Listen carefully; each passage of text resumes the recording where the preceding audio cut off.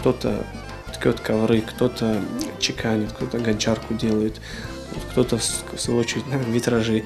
То есть, чтобы сохранить культуру, история наша.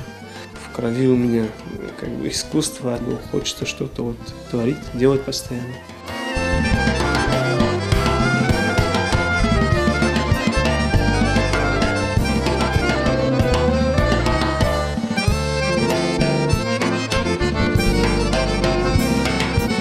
Основа – это кувшин, смысл которого имеет дом.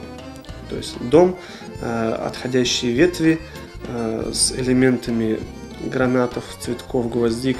То есть это все символизирует как бы семью, плодородие, членов семьи более пожилых, молодых. То есть мелкие детали обозначают детей.